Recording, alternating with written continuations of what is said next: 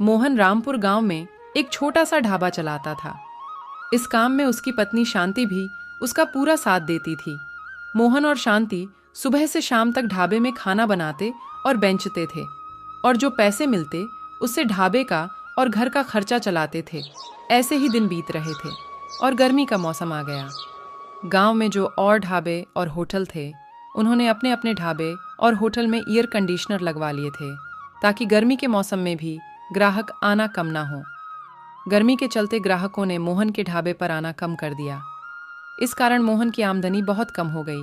शांति, अब तो ढाबे पर ग्राहक आना ही बंद हो गए। अब कोई भी ढाबे पर भोजन करने नहीं आता है। सब एसी वाले ढाबे पर ही भोजन करने जाते हैं, और वैसे भी गर्मी के मौसम में कौन हमारे इस छोटे से ढाबे पर भोजन करेगा। सबको एसी वाले ढाबे पर ही भोजन करना है, और हमारे पास तो इतने पैसे भी नहीं हैं कि हम ढाबे में एसी लगवा सकें। अब हमारा गुजारा कैसे चलेगा? शांति, मुझे तो कुछ समझ में नहीं आ रहा है। इसी बात की तो मुझे भी चिंता हो रही है। ग्राहक नहीं आते तो खाना भी रोज का खराब हो जाता है। अब तो पैसे भी थोड़े से बचे हैं, जिनसे कुछ दिनों का खाना बना सकते हैं। मोहन भाई, गर्मी में यहाँ बैठकर खाना बहुत मुश्किल है। आज तो मैंने भोजन कर लिया, कल से मैं भी एसी वाले ढाबे पर ही भोजन करने जाऊंगा।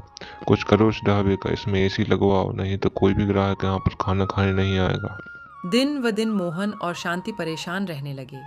अब तो दिन में एक दो ग्राहक ही ढाबे पर भोजन करने आते थे।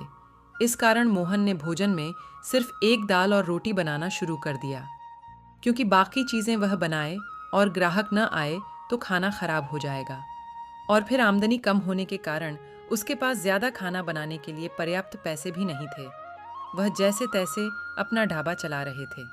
शांति, आज बस 400 रुपये की ही कमाई हुई है। अब तो मुझे लगता है कि हमें अपना ढाबा बंद ही करना पड़ेगा। मोहन के ढाबे के सामने एक बहुत बड़ा ढाबा था। वहाँ ग्राहकों की भीड़ लगी रहती थी, क्योंकि वहाँ के मालिक रामदास ने इसी साल अपने ढाबे में एसी लगवा लिया था।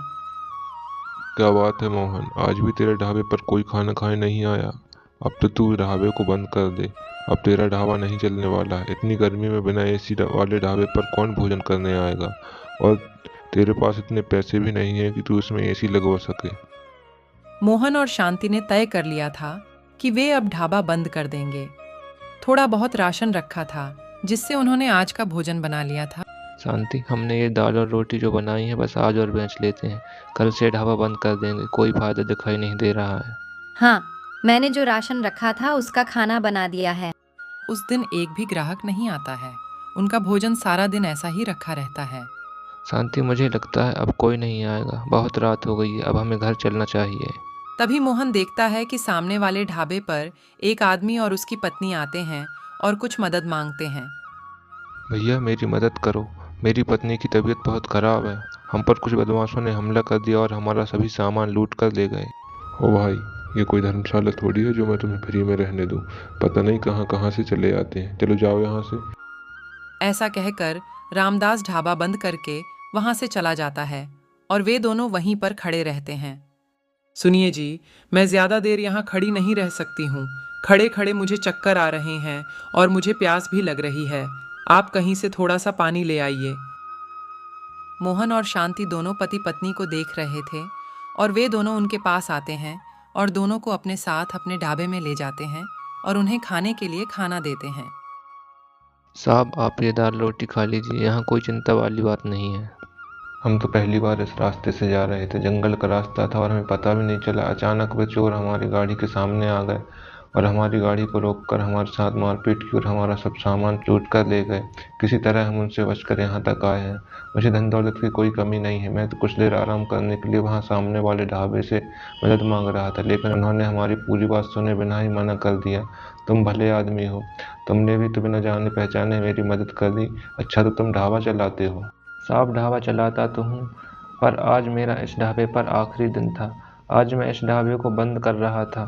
शायद आपकी किस्मत में आज मेरे ढाबे की रोटी खाना लिखा था। मोहन अपना सारा दुख उस आदमी को बताता है। चिंता मत करो भाई, अब तुम्हें यह ढाबा बंद नहीं करना पड़ेगा। मैं शहर का जाना माना व्यापारी हूँ। मेरे पास भगवान का दिया सब कुछ है। मोहन, तुम चिंता मत करो। मैं कुछ दिन बाद तुम्हारे पास आता हूँ। तुम्हारे ढाबे को एसी ढाबा बनाने की जिम्मेदारी मेरी है। मोहन और शांति आदमी की बात सुनकर बहुत खुश होते हैं। वह आदमी अपने कहे अनुसार कुछ दिन बाद मोहन के ढाबे पर आता है और मोहन के ढाबे को एसी ढाबा बना देता है। अब एसी लगने के कारण मोहन का ढाबा भी खूब चलने लगा था और ढाबे पर ग्राहकों की भीड़ लगी। मोहन को अपना ढाबा बंद नहीं करना पड़ा।